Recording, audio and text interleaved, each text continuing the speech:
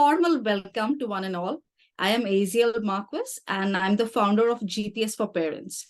So when we say parents, why are you gathered over here? If the venture is mainly for parents, because I basically believe that in a child's life, parents is yes the biological parent and the family, but the child also has another set of parents. That's we all educators, where the child spends other half of their awake time with us. That is in the school, in the preschool, or colleges, universities, right? And that's why when I say parents, it's both the parents and the teachers that we cater to, and we try to train and empower as much as possible. Because if a parent and a teacher takes the right decision, obviously that reflection will be seen in the child's life. So rather than spending more time on children, we have taken a conscious decision on working and empowering both parents and teachers, school leaders, so that we can give the best to our children under our care. And as a part of this venture, this is one particular session that we will be focusing on the continuous studies or continuous learning as a professional. I'll just share one example about the past one session that we did. It was on metacognition. It was a session that hardly any educators are aware of. But in that session, we had almost 20-25% parents attending the session. So parents are equally gearing themselves, equally equipping themselves so that they can take care of their child. If the parent is uplifting and upskilling themselves, imagine the level of professionalism that we need to get into so that we are at par, and much more when it comes to child development and child education, right? And to give the best to the child, we should have the best of knowledge. So quite often, our education stops at B.Ed or D.Ed or any of our graduate courses. And then we sometimes take up forcefully some small courses here and there. But you will be like amazed to know that we have a plethora of options available, both offline and online. And I think today's session will be really beautiful because we have experiences where Kritika will be sharing about an offline experience where she meets people, where she met people, she got into classroom setups and interacted, whereas I'll be sharing my online experiences of EMED. So this will give you a great experience of both the worlds. And the best thing is sometimes money or geographical location need not be an hindrance. Time should not be a factor that stops us from learning. So to break off from all these barriers, today's session has been planned. And for this, so I'll just share how we will be going ahead with today's session. First, Kritika will be sharing her experiences about fellowship. And then we will have a question answer round of the sharing of the fellowship sharing, what Kritika has mentioned.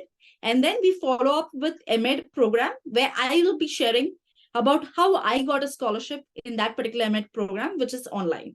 And there will be a common round of question answers, right? It will be interactive in nature.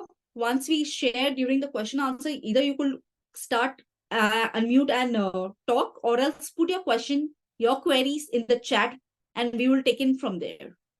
Okay. So let me formally now invite and let me spotlight Kritika. So we have Kritika Dhiwahar, a distinguished Fulbright scholar and seasoned educator. She brings a wealth of expertise in ELT, teacher education, and theater in education. My best thing about Kritika, the best thing of Kritika is she's a great storyteller, and through her stories, she kind of captivates not only children but even the teachers, and that's my first-hand experience with her. So I'm really happy that Kritika has joined and she agreed to be a part of this particular session. Her transformative experience as a Fulbright Distinguished Awards in Teaching Scholar enriches a dynamic persona, a dynamic approach to teaching and learning through theater. So, warm welcome, Kritika, and thank you so much for being a part of the session. And the platform is all yours now. Thank you so much, Aziel. It's always a pleasure to meet with you online now. Earlier, we used to work together, which was fabulous as well. Welcome to everyone who's here. I see it's a Saturday afternoon, so I'm assuming more people will join in. I'm going to keep it as crisp and short as possible. I'm going to perhaps start with my introduction and just allow me a minute to just share my screen. Perfect. All right. So I'll just quickly get started about why we're here. I had the good fortune and the opportunity to experience excellence this past fall semester. I was one of the 6 distinguished teachers chosen from India for a global cohort of 51 teachers all across the world. And the program that I was given the fellowship for was called the DAI, a program to die for, as they call it. It really was, because it's called the Distinguished Awards in Teaching program for international teachers. So what I'm going to take you through today is how I went about applying for this program, how I got to know about it, and so on. To begin with, I owe this to my mentor, who is also a DAI Fulbright Fellow, who went to the University of Texas, I think, about 6 to 7 years ago. He also happens to be my mentor, a guide, friend, philosopher, and he was my senior at the National School of Drama, Mr. Venkatraman Balakrishnan. And through a very random Facebook post where he was talking about his reunion with his Fulbright Fellows is how I got to know that something like this exists. Fortunately for us, people like Aziel are making the effort now to make sure more teachers and community members are aware of this. And this, really, it feels like a duty for us to be able to share this with all of you, because experiencing excellence, especially for excellent teachers of your caliber, which I'm sure you are, is something that we all deserve rightfully. So you see a lot of logos here. These logos, these people are the ones who make this program possible. This year, for the Distinguished Awards in Teaching program, there were 3 host universities in the United States. One was Nashville, Vanderbilt University. The others were Rochester and IUP in New York State. I was placed at the Vanderbilt University in Vanderbilt Peabody College, and the Teaching and Learning Department is where I was placed. More on why I went there and how I went there in a bit. These scholarships are fully funded by the US state government, as you can see the logo here, and the projects and the fellowships are facilitated by USIEF. So more on USIEF in a bit as well. Who am I to begin with? This is roughly my learning journey so far. I have been an English language teacher for more than a decade now. I'm also a teacher trainer. I do teacher trainings for Cambridge International Diploma in Teaching and Learning, as well as freelance teacher training workshops that incorporate and infuse drama in education, and use storytelling and drama for language learning. So that's basically who I am currently. This is all the stuff that I've done in the past. Each experience as valuable as the other. And all of these experiences have really added to my repertoire. And I realize now in hindsight, it was almost in preparation for this Fulbright Fellowship, because everything came in handy, all my learnings. So the learning really doesn't stop. And if I would like for you to just remember this one image that you see on your screen. This was taken not too long ago, exactly 2 years ago, when we were doing a graduation ceremony for grade 12, which is what I teach currently, grade 10, 11, and 12, Cambridge curriculum. During their graduation ceremony, I took one of their hats and wore it. And you'll know why this picture is relevant in a bit. Yeah. So what is this program? I'm going to talk to you about two programs today that Fulbright offers for Indian teachers. And the first one is the Fulbright Teaching Excellence and Achievement Program. As opposed to going through the entire list, I'm going to invite you to take about a minute to just look at all of these details that you see, more of which you can find at the USIEF website. It's the United States India Education Foundation. Now, what USIEF really does is it facilitates Fulbright and Fulbright Nehru scholars. And Fulbright was initiated more than 75 years ago in the US. And it was essentially their way of reaching out to the global population, especially through academics, teachers, scholars, people, undergrads, graduate students, people pursuing their PhD as well, their doctorate, postdoctorate programs as well. And the idea was also to look at them as the best cultural ambassadors for any country. And I'm sure you can absolutely take your hand and pat yourself on your back, because I think all of us, especially as teachers, since we have the responsibility of, infusing cultural values and, tradition and integrity and all of these Indian values that we so much cherish into our learners, we, by default become great cultural ambassadors, which is why the Fulbright Commission was, founded, and Fulbright runs all of its fellowships in almost all of the world.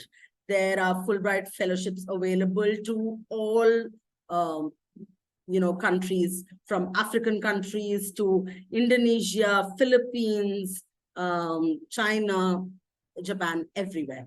Fulbright is the most coveted scholarship. Coming back to the FTEA, which is the Fulbright Teaching Excellence and Achievement Program, as you can see here, the requirements are quite, well stated. The fact that you need to be a full-time teacher from grade 6 to 12. And it must serve like a primarily local, not expatriate population. Although I did go as a teacher from a Cambridge curriculum, my learners are not expats. They are still local, native learners and the population here in Chennai, right? Completed 5 years of full-time teaching in any of these subjects. My subject was obviously English and drama by extension. And the fact that you live and teach in India, that you have at least a minimum of a bachelor's degree, which means that B.Ed as such is not mandated. The bachelor's degree suffices, but the experience is very important.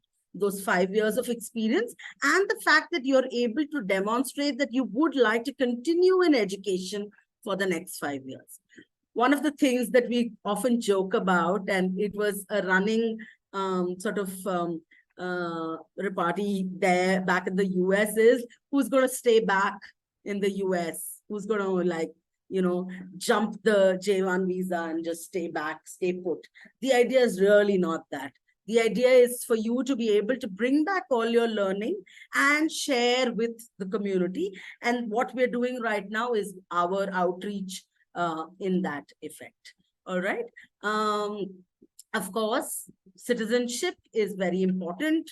The one thing that somebody asked me, and it might come up for you as well, that there might be some people who are not Indian citizens and might hold a British or a UK or other country passport.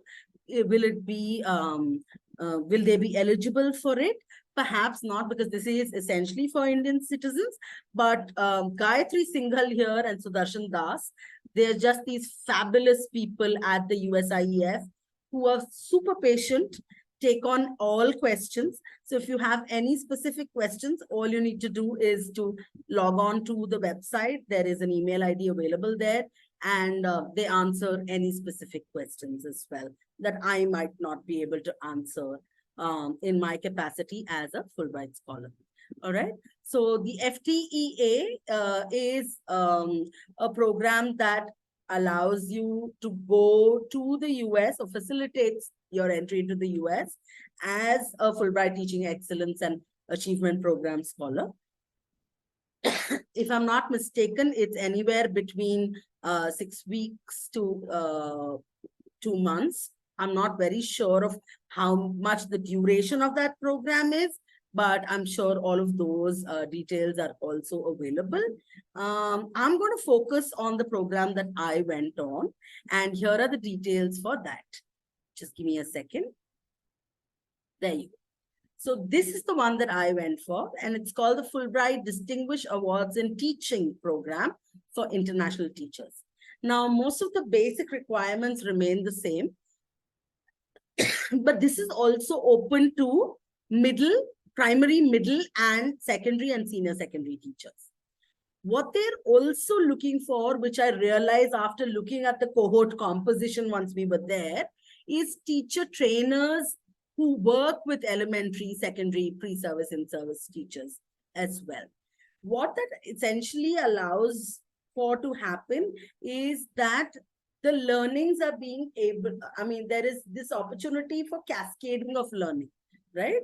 That the teachers who are perhaps, say, in positions of, I'm using rabbit quotes here, positions of, hierarchy in terms of authority, like your coordinatorship or vice principalship or academic coordinators, they are also able to then take their learnings and their project and dissipate and cascade it to more people. And that really is the highlight.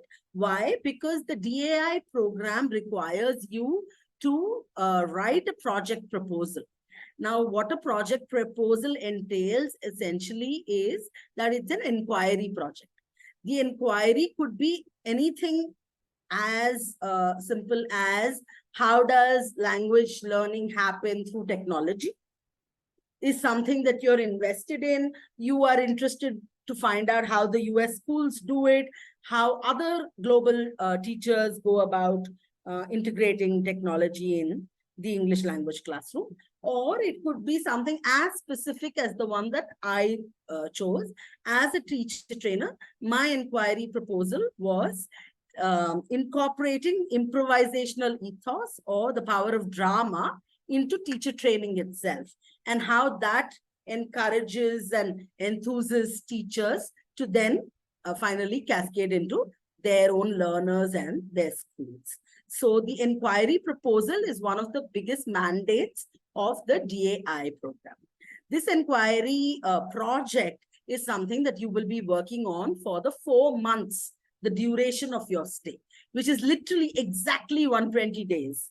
And if anyone's interested, I think, Aziel, you can put down my Insta ID in the chat box. I have documented every single one of the 120 days that I was there.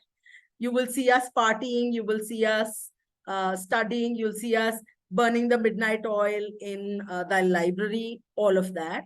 But the idea that you go on the 15th of August and you're literally out of the country, the US, on the 15th of December, because it's a J1 visa. Now, a J1 visa, after the Fulbright Commission and USIEF and everyone has done the screening, you don't have to do anything extra to get that visa. It's almost like it's handed to you on a plate if you have gone through the entire process and everything else falls into place. Now, what does that process look like is what I'm going to tell you. So step one is to be able to write your SOP. a statement of purpose. And I thought I'd put together what really an SOP really requires. It requires for you to articulate that you have a clear path in mind and you have a clear path ahead chalked out for yourself. Now, I will also tell you that very often, much like myself, your inquiry project or your SOP might say something. And even after you've gone through the entire process, once you're there in the US and new learning starts happening, your project can entirely change. And Fulbright's very aware of the fact that that happens because the context changes, new learnings percolate, and so this kind of transition happens. And they were very kind for me as well to change my trajectory. I was earlier looking at only pre-primary and primary learners, interventions through storytelling and drama for them. And in my conversations with my mentors there, I realized that as a teacher trainer, it would be disservice to not look at the teaching population as my audience for my project, as opposed to keeping it, very close to just my learners. So, which is why they allowed for me to make that shift. And of course, you'll have to justify why that shift is happening, right? It's important that you answer all of the questions in the SOP, the statement of purpose, and you answer them as concisely and clearly as possible. Now, we are in the day and age of ChatGPT. It is important to acknowledge the elephant in the room. And as language teachers, many of you understand that most of our learners are also now resorting to this. While I'm not going to promote ChatGPT here, what I am going to tell you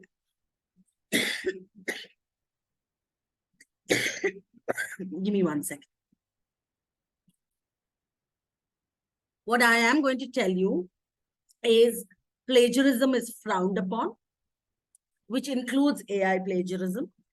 It is important that you are very honest and authentic in your SOP, and which means that you are looking to incorporate all your relevant experiences and not concocting evidence, because they're obviously going to look at your SOP and all the supplications that you are going to send along with it in terms of your certificates, in terms of your awards, recognitions, whatever it is, very, very close. And trust me, they do a very thorough job. How do I know that? Because the next step will be the interview process. They know exactly where, to ask questions, what aspects that they really want to know about. So it is very important that you highlight your achievements, but also do it in a very authentic manner. All right. And any SOP, like, as a grade 11 and 12 teacher, I train my students to do SOPs, to write statements of purpose for different colleges. And what I've come to understand is for every program that you, take up, any fellowship, any scholarship that you apply for, you must tailor your statement of purpose. One size does not fit all. You have to look at the requirements of that program and accordingly then, filter the information. You might also have a lot to say. Like, for example, I just showed you in my about page that I have experience in television programming. I've been script writing, I've been doing theater. I need to be able to filter whether all of that is relevant to this program. If it doesn't fit, it doesn't go.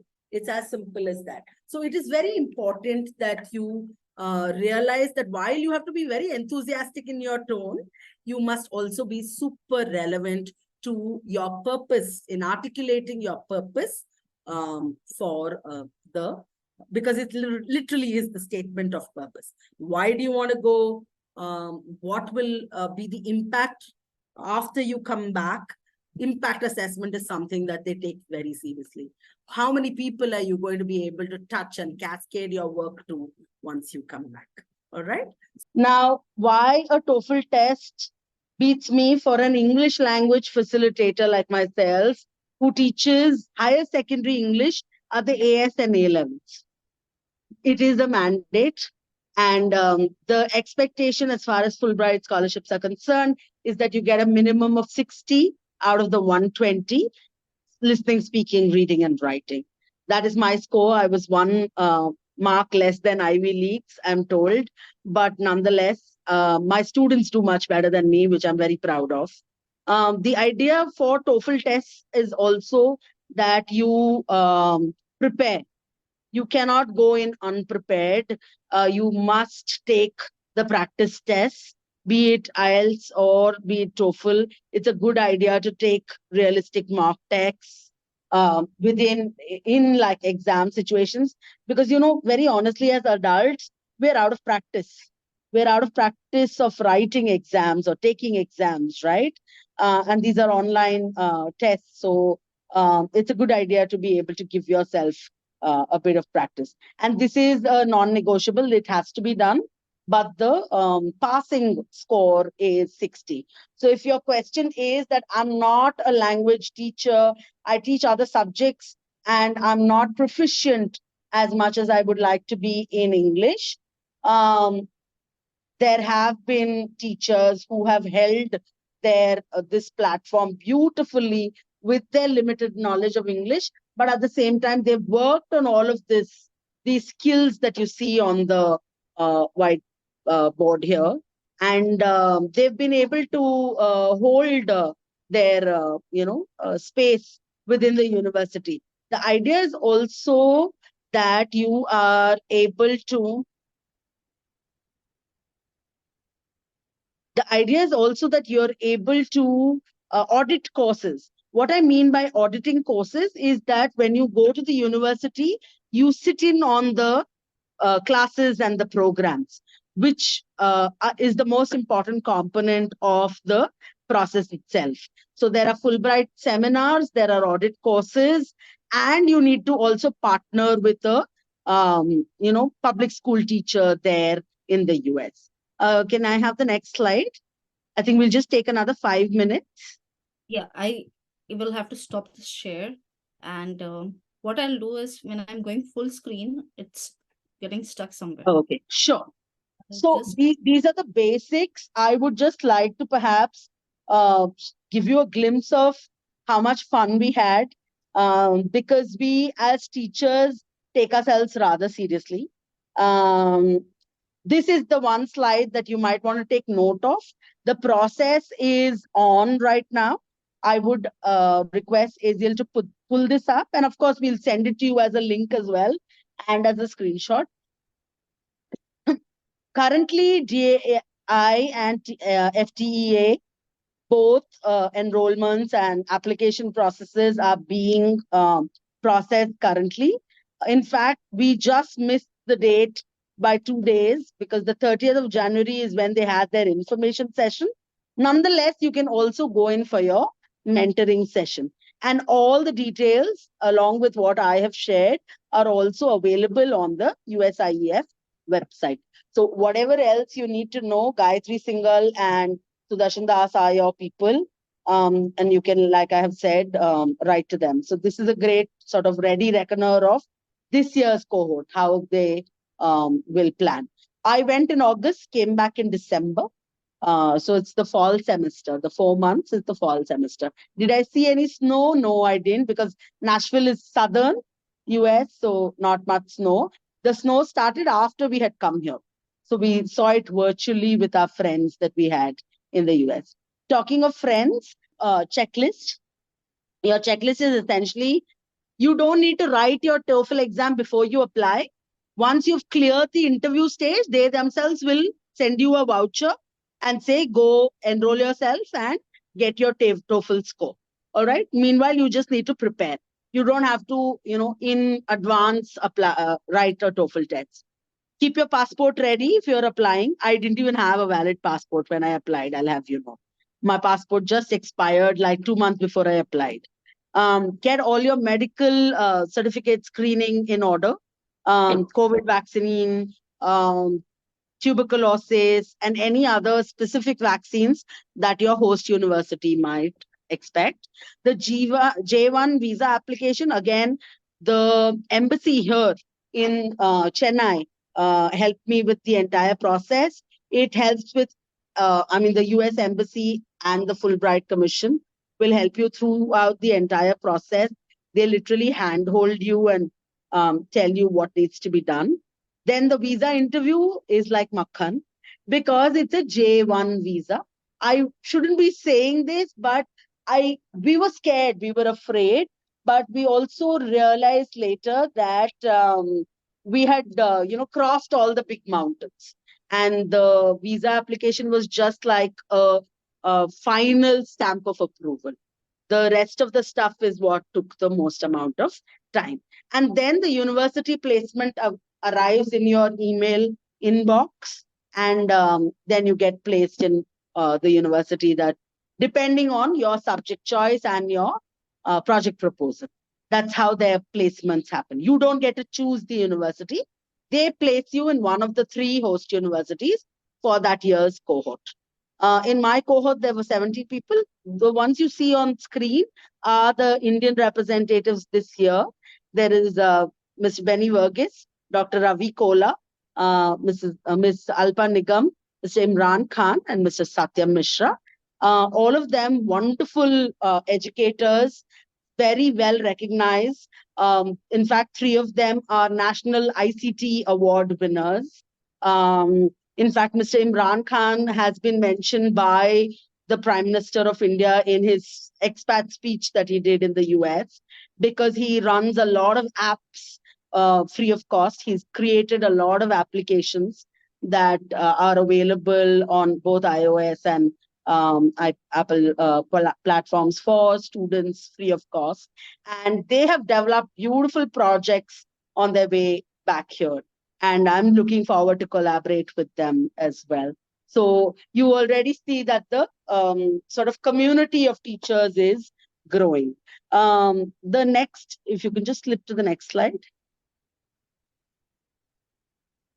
This is where I went. If you have like a minute, I'll just show you where I went. That's the place, that's Nashville. The weather was pretty much like Bombay or Chennai. It was nice. Was it safe to travel at night? Absolutely, yes. Most of US is. If it's not, people around you will always tell you that, avoid these places at these times and so on.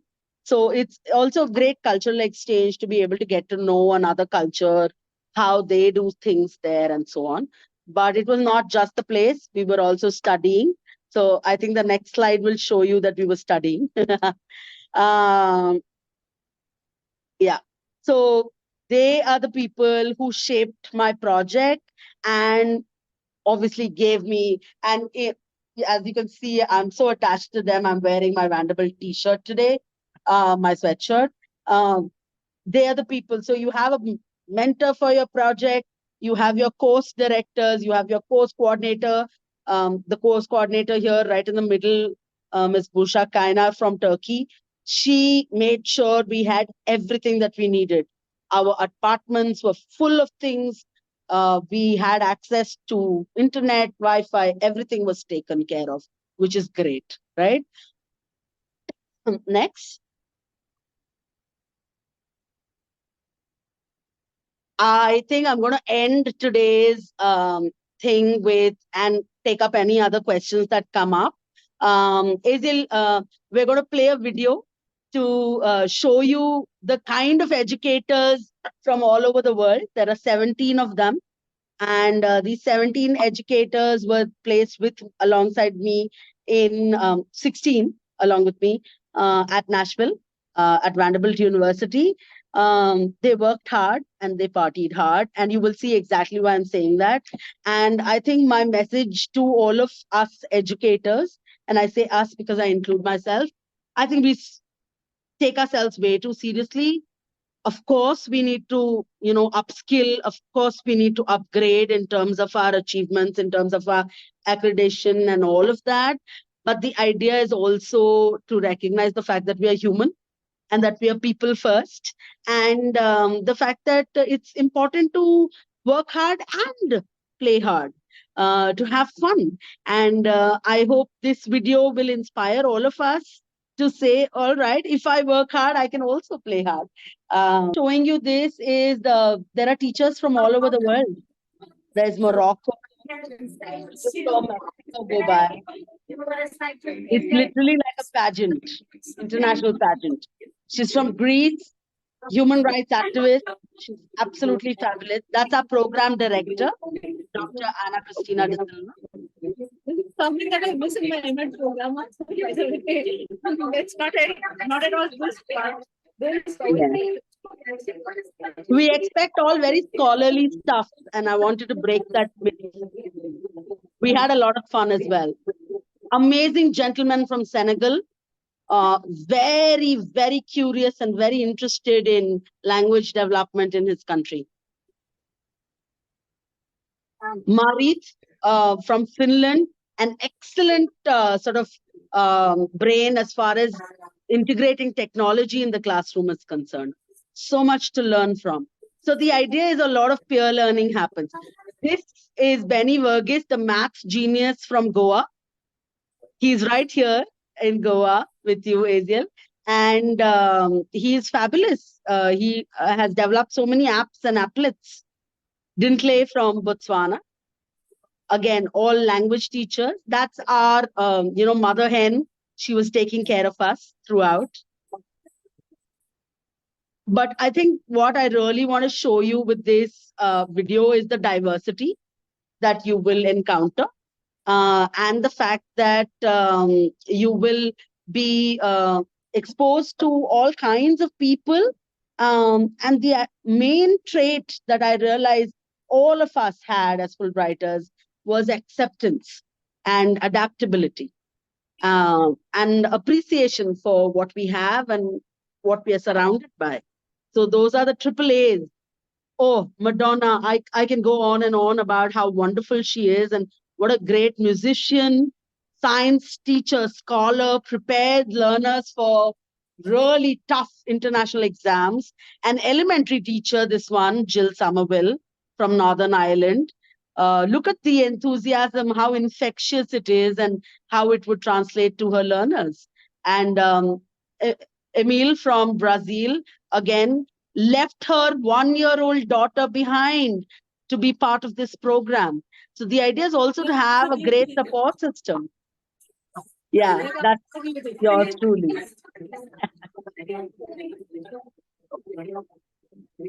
And he's the guy who's created this video, super talented, youngest of the lot, was as young as 27, Madonna as old as 51. So you can see there is a age range diversity as well.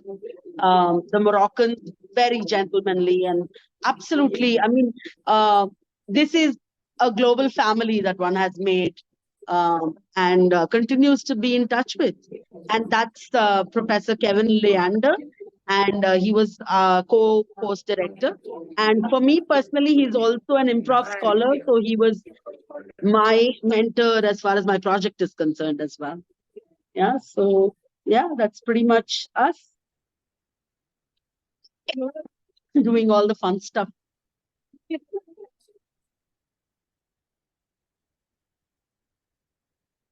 Yeah. There, you can shut that down. Thank you.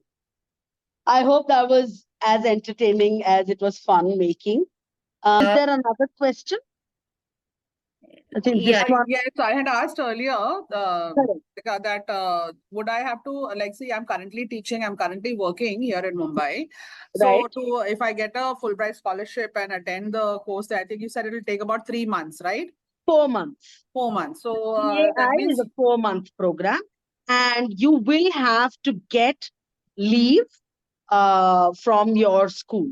So you cannot quit your job. The idea is for you to be able to convince your school that this is relevant and this is important, and that you shall bring back your expertise and share it with the school community, which is why they have something called a leave form.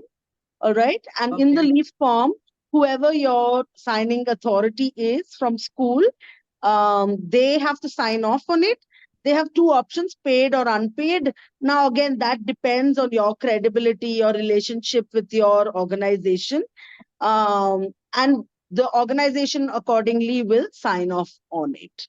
So I know for a fact that government schools, so out of the 6 people this year's cohort, along with me, the other 5 people, 4 of them were government school employees.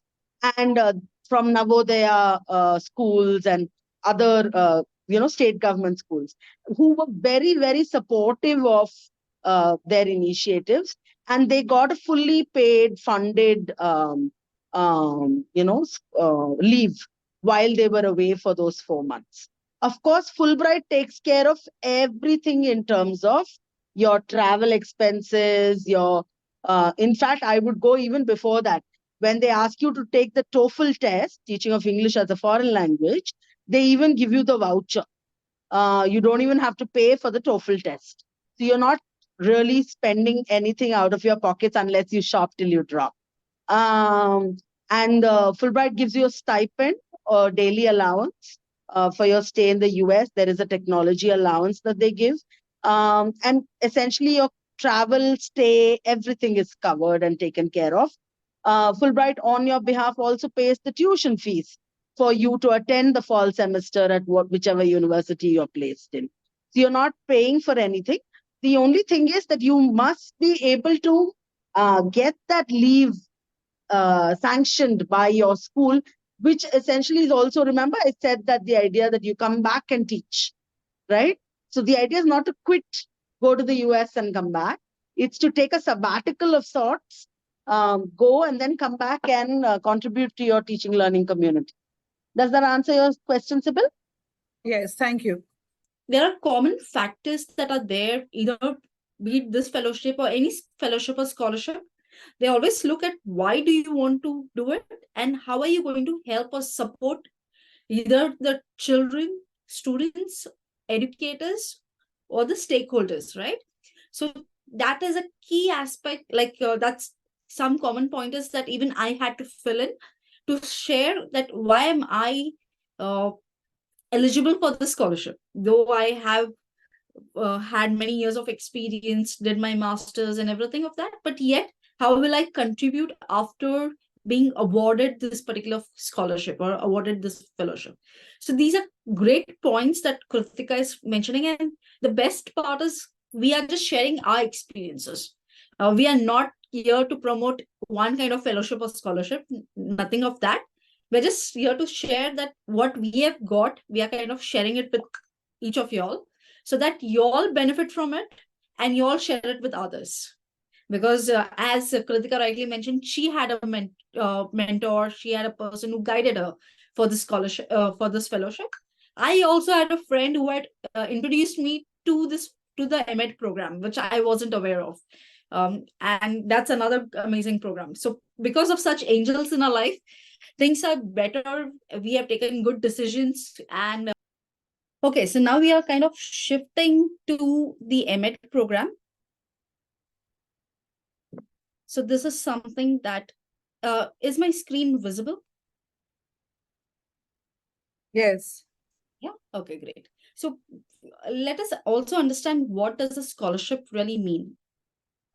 It is about that you want to join into a particular program and you get a grant or payment to complete that program. And on what basis do you get that? It is in order to support your learning first.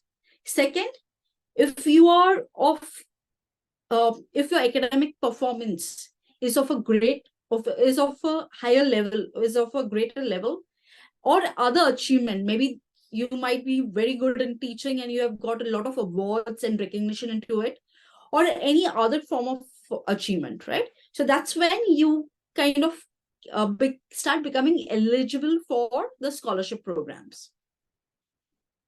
So it's mainly about money. For example, if 1 lakh rupees is required to do that course, for that course, the organization will be funding 1 lakh rupees so that you can do it free of cost, but on the basis of your academic excellence or any other achievement that helps to promote the learning. So that is in short.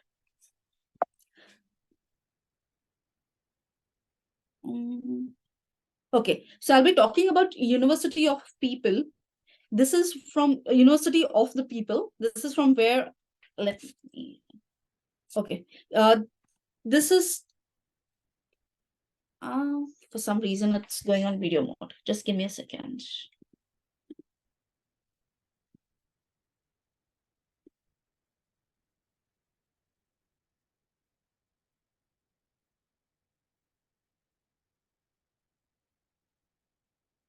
Okay, I'll skip the video. Okay, so I'm currently doing my Masters of Education from University of the People. So how did I begin my journey? It was in September 2019 kind of a thing that I came across this particular course, Masters of Education from University of the People.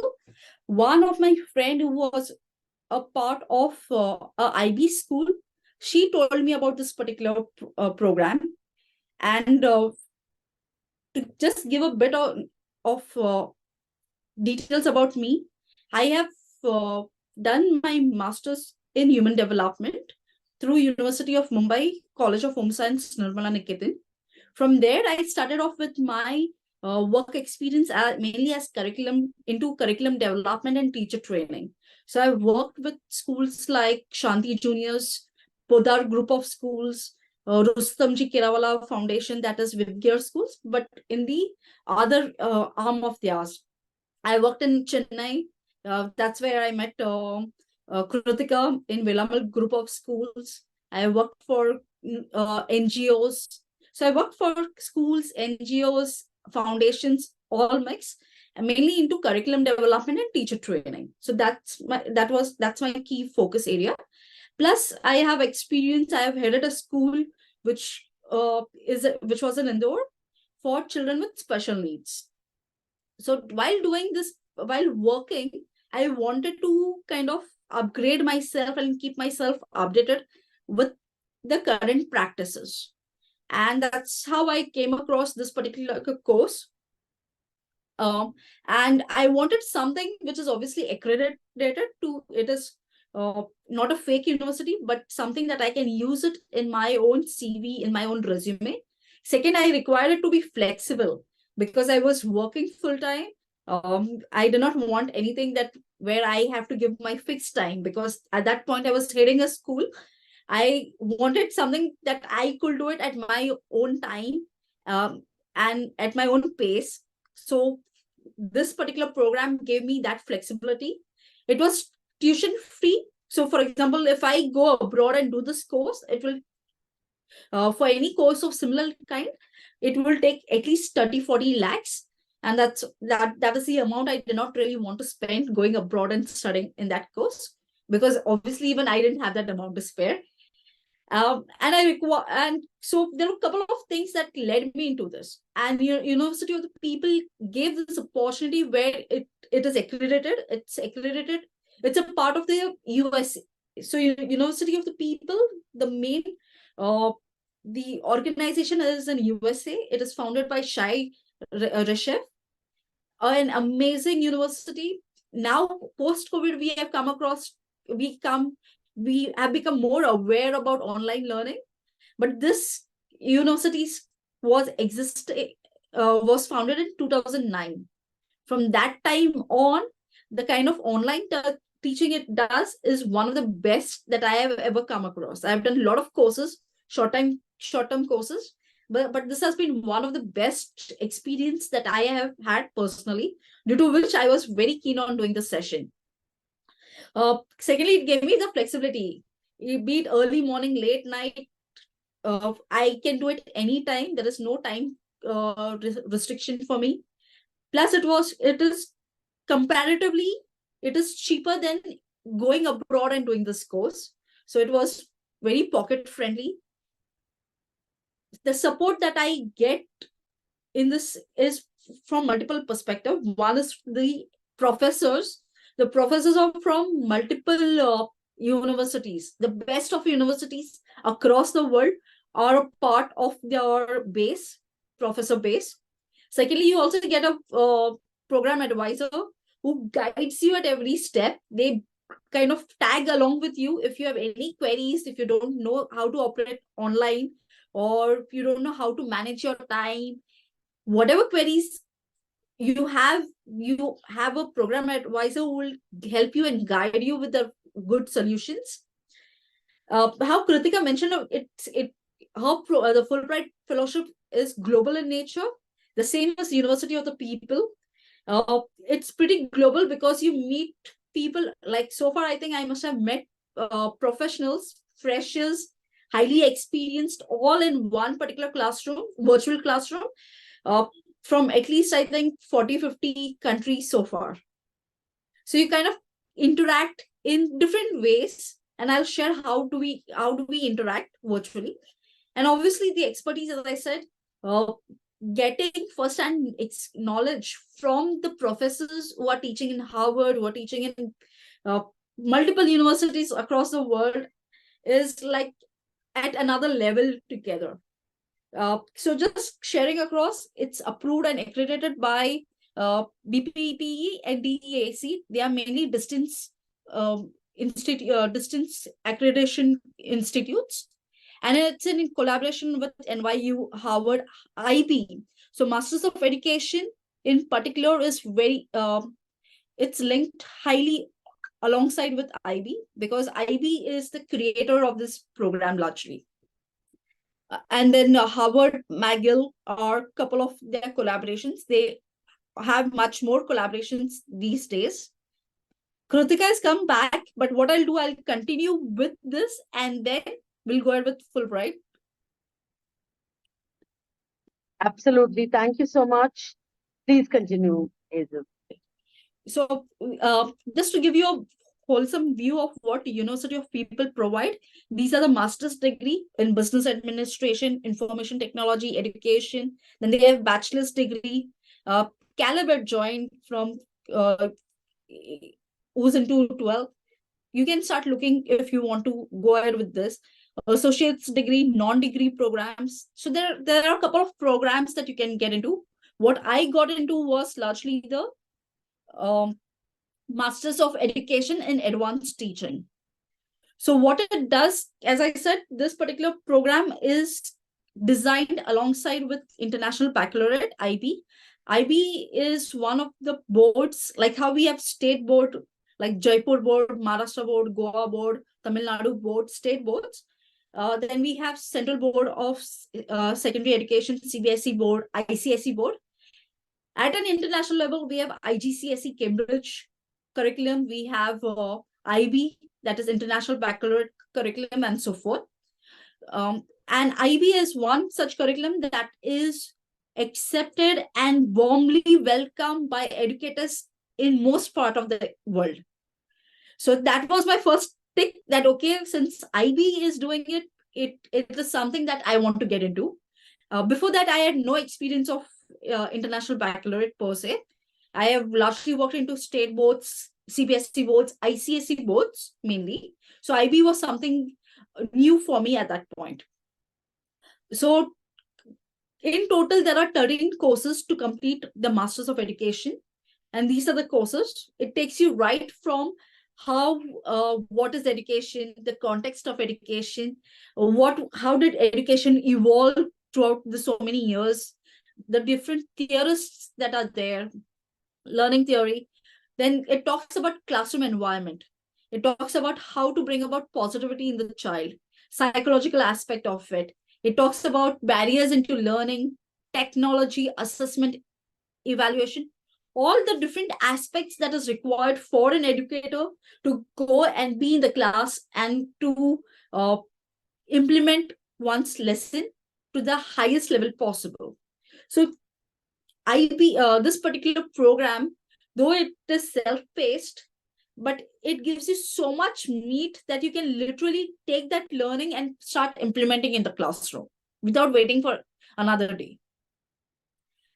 And each of this course goes in for almost 9 weeks.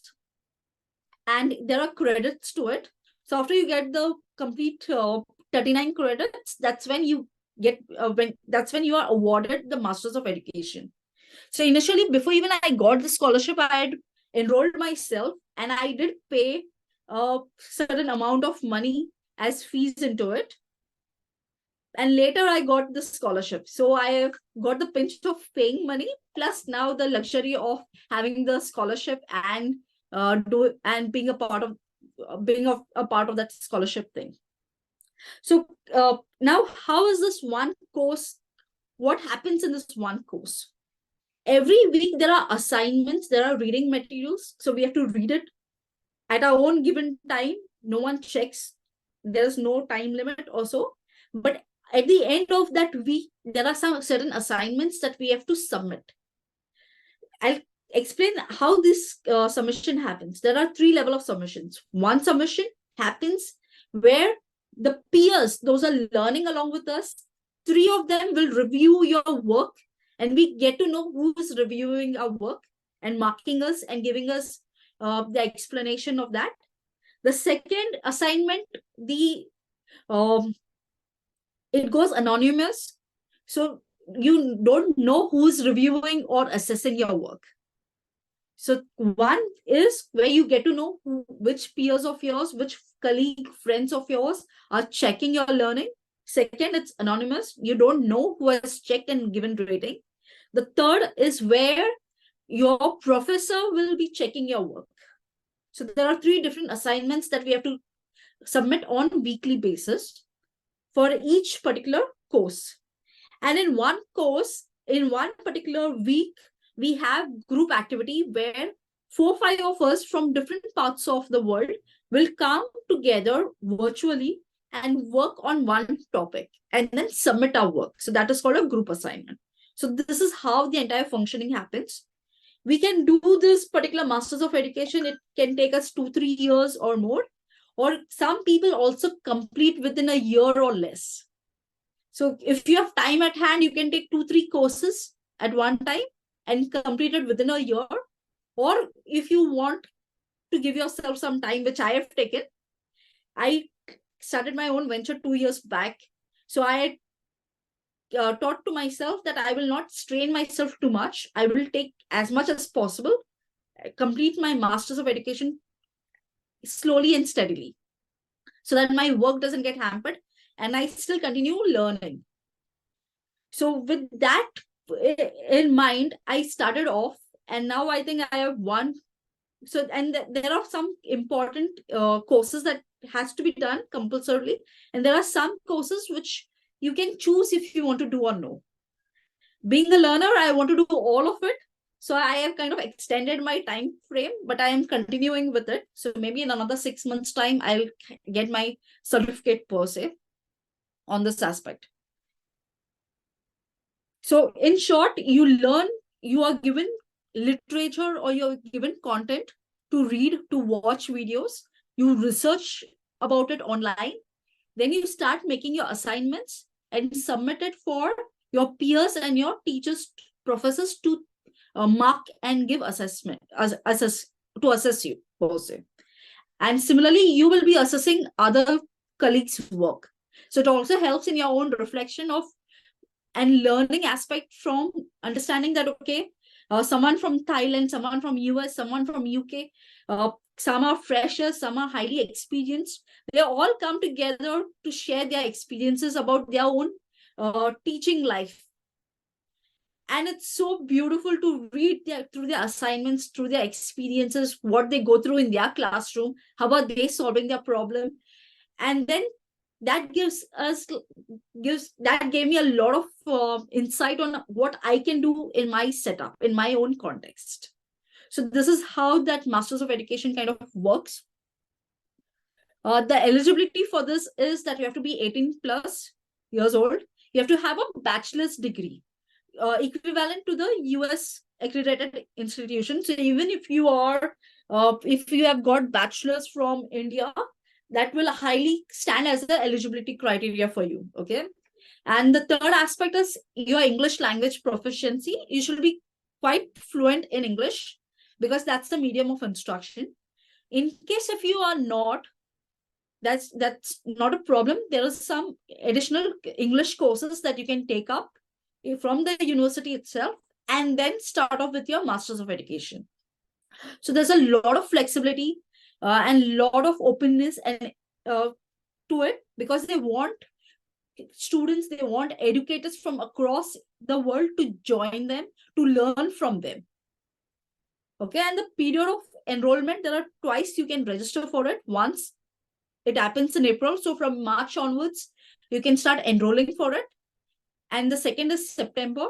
So twice in a year you can enroll for this Masters of Education program. What are the career opportunities? Obviously, you can get into teaching, but you also can become a curriculum developer, education specialist, principal, researcher, and so forth.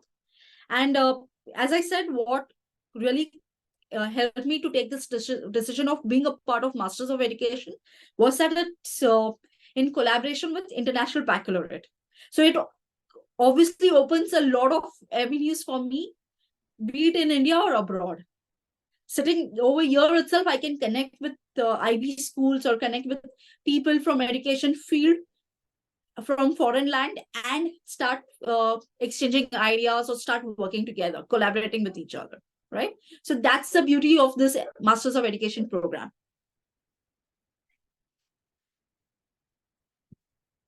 Let me just a second.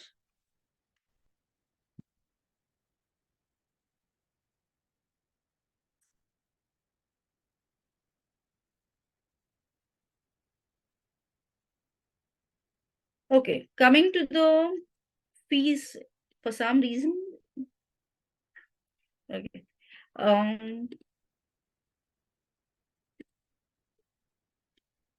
Okay.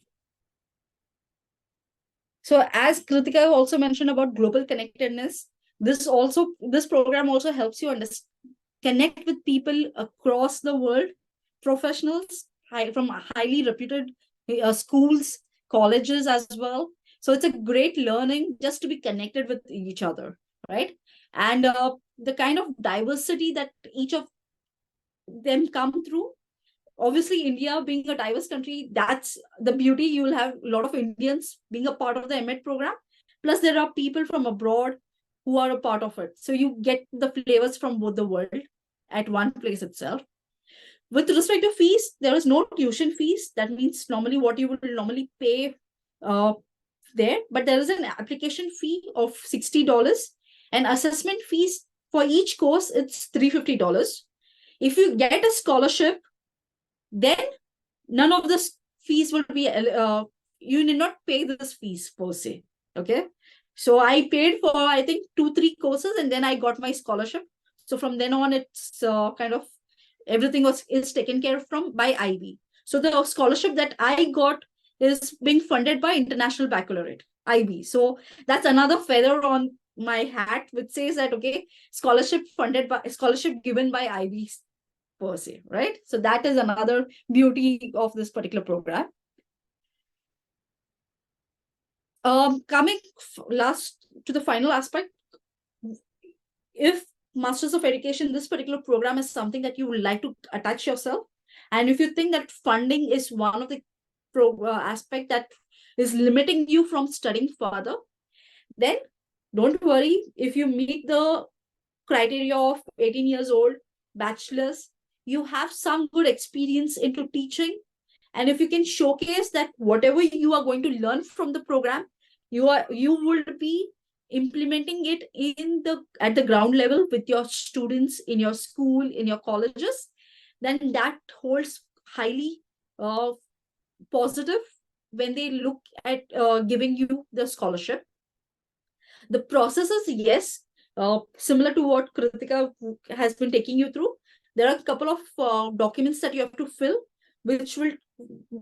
whereby you need to say what have you accomplished so far, what do you plan to accomplish, how are you contributing in the society, how do you plan to contribute in the society, right? And then you require 1 or 2 references that will say, yes, I have seen. So it was really kind of my reference to Dr. Trisha, who gave me reference. She has been my reporting head in one of the organization actually. So she spoke highly about me with respect to while giving the reference. So that was a brownie point for me, and that helped me to kind of get into the scholarship part of it. So while looking for scholarship, you will have to kind of ponder and reflect what you have done so far and what you plan to do in future as well. So it's a good reflection activity as well when you start applying for such scholarships, which makes you think, okay, what have you done and what do you want to do and how will you do certain things? So this is a brief of Masters of Education program in advanced teaching. Primary, you can be a preschool teacher, you can be into elementary, primary, or you can middle school or even secondary school. All of the levels are covered in the program, right? So you can be from any aspect of it and still do this particular program. Final, all in all, be it without scholarship or with scholarship, I think this program is one of the very good master's program, which is available online, and that you can do it at your own given time and flexibility. So I will certainly suggest to go ahead, look at this particular program. We will share the links of Fulbright and this particular university in the group so that you can have access to it. And this is a bit about the Masters of Education. So if there is any question with respect to University of the People Scholarship MEd program, is this recognized by all universities? See, the moment it's International Baccalaureate, it's recognized by all universities. What will that mean? For what purpose are you looking? As a distant university, it is certainly recognized. It will be recognized by almost all schools, educational institutes for you to work in. And one part of it is also that if you have completed this Masters of Education program from University of People, then in International Baccalaureate, there are 3 levels of workshops or that you need to do. So with this, you need not do the level 1. You can directly get into the level 2 and level 3 programs of training programs of IB then. I hope I've answered your question, Sybil. Yes, thank you. Yeah, great. Yes, thank you all for joining in. I think it just helps and encourages us to take this bold steps of introducing whatever we know to all of y'all. So that's really nice. And thank you so much, Kritika, for sharing your first-hand experiences. I think it's beautiful when you go and meet and connect with people. I do that virtually, but I think today's session was, I think, amazing because you gave a very hands-on experience, whereas mine was more virtual aspect of it. What we'll do is we will certainly share the link. For example, the USIEF link, the University of People. We are not at all we are not at all being paid for any of this. I know. I hope you also get a glimpse of what really is the criteria for success as far as fellowships and scholarships are concerned, but also the mindset that is required for continuous professional development and the why. I think that's the most important aspect, and I'm sure Aziel will, weigh into this. That as teachers, as educators, as teacher trainers, our biggest clarity is our why. Why am I doing this? And I can tell you, and I can vouch for it, Aziel and I don't make money out of this. We don't. There are so many sessions that we do absolutely free of cost. There are so many programs that we run gratis. And the love of teaching and learning, and the fact that we have something valuable to share. And thank you all for listening and being part of this extended community. Thank you, Aziel. So, in hindsight, maybe we should ask, but nonetheless, I think we are just super grateful for the opportunity that we've gotten, and our way of paying them back for that opportunity is by sharing it with all you wonderful people. Right, because we know the why of it, that ultimately if you all learn, obviously children will benefit, and that's why whom we are catering to, right? And obviously for our own well-being, the more we get connected, we feel happier of what we are doing, and we feel more connected with the teaching and learning aspects of it. So God bless you, each one of you. We will be sharing be in the WhatsApp group, because we will be coming in with a lot of such experiences and maybe learning opportunities as much as possible, so that we keep growing and we have a great community which believes in learning and growing and empowering each other, right? So thank you so much, and God bless. Take care of yourself. Thank you, Kritika, once again. And thank you all Thank you so lovely much. people out here. Keep inspiring your little ones, your students as well. Thank you so much. Thank you so much. Chalo, we'll take a leave, as we have already crossed our time. Yeah. We'll share details tonight or hopefully by tomorrow in the WhatsApp group. Yeah, so be there and let's keep learning. Let's make learning unstoppable. Bye-bye. Absolutely. Thank you. Thank you. Thank you very much. Thank you so Thank you much. very much. Thank you. Yeah.